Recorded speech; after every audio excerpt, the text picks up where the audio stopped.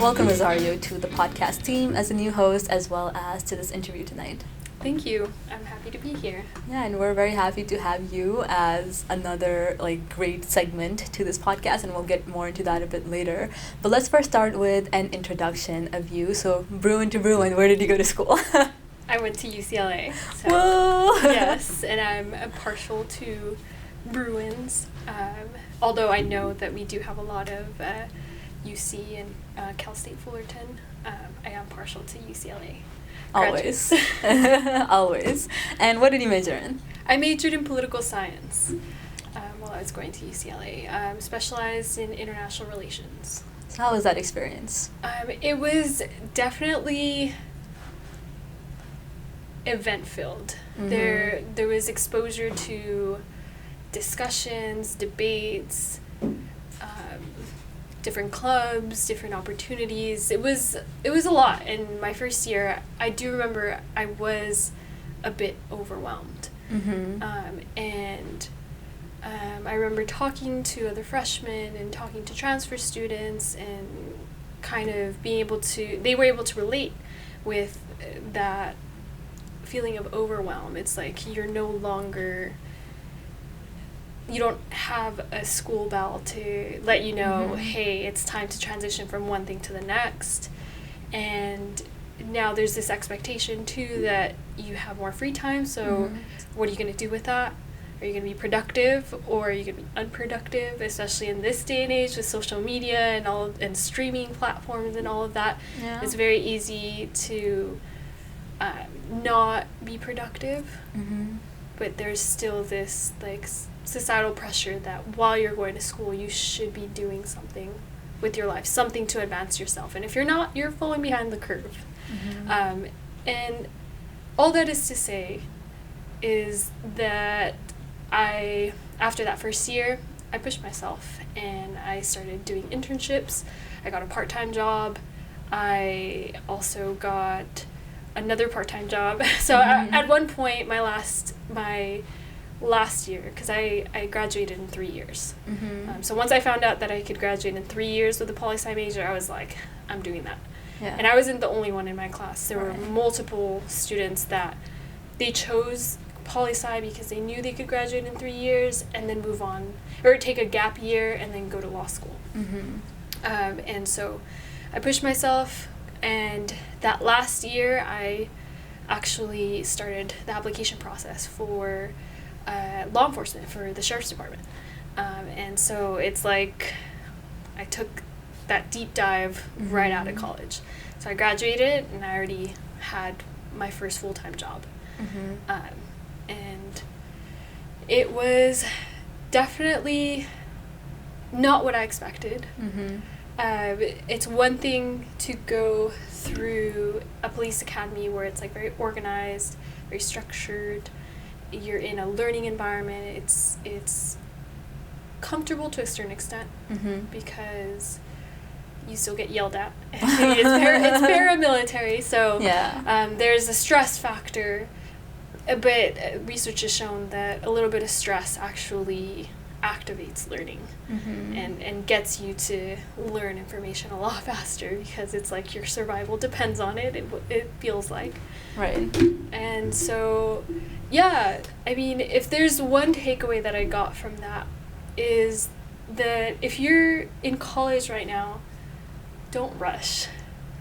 Don't rush to basically find that perfect career right out the gate.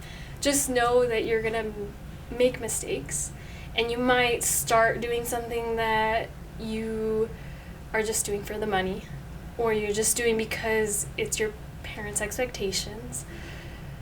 That was me. I am 6+ years out of school. I graduated back in 2016. Mm-hmm. And I discovered that law enforcement wasn't for me. Mm-hmm. After 3+ years of kind of running up against a wall, Mm-hmm. I realized, yes, I do have certain skills that are valuable for that field, but my personality is more suitable for other positions. Right. And in general, I'm looking more for connection, for interaction, for meaningful conversations, for just learning experiences. And I feel like I'm slowly but surely going towards those things as I've transitioned into the recruiting field. Right. And so, to anticipate your next question, I currently work as a junior recruiting coordinator for a company called Captivate. It's an influencer marketing platform, and it's definitely something new because it's a transition from the public sector to the private sector, from an area where I'm used to public service to an area where you're working with people that it's like for profit. Right. But it's awesome. It's definitely awesome. So I'll let you ask me the next question because I feel like I answered like 5 questions. 3 questions. Yeah, and that's what makes you a great host, because you know exactly what's coming up, what sequence I'm asking all the questions in.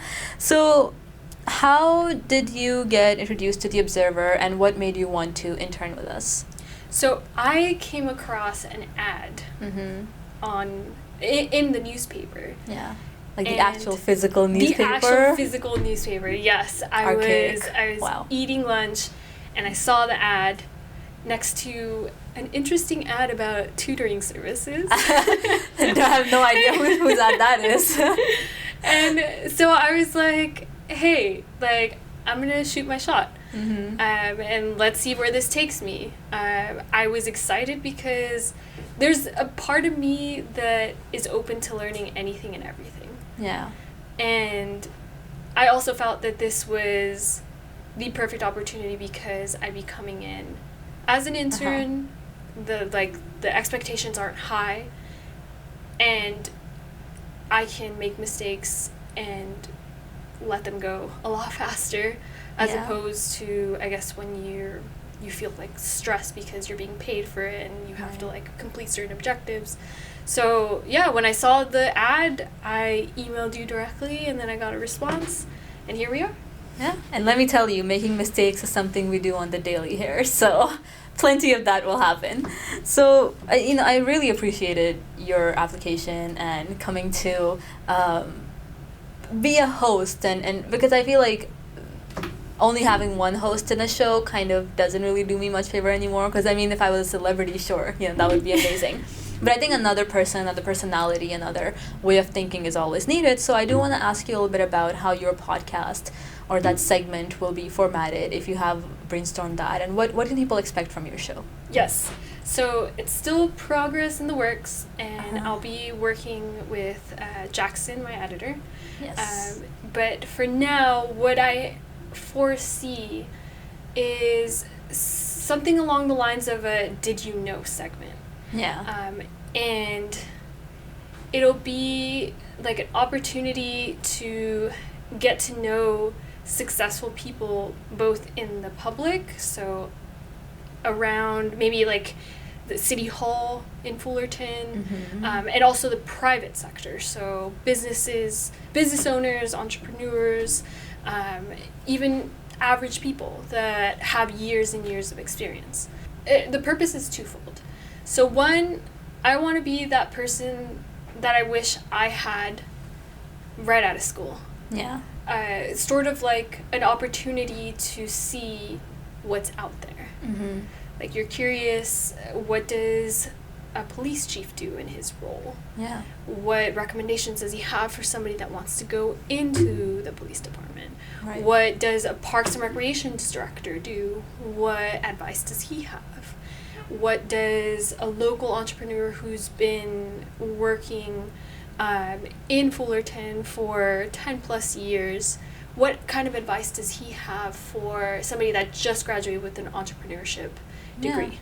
So that perspective, and as an added bonus, the second part, I also want to basically make the person that I'm interviewing be a down to earth person, like not somebody on a pedestal, And so the idea is, like, how would they behave, like, if you walked up to them at a party and were like, hey, what do you do for a living? Like, get that perspective. What kinds of hobbies do they engage in?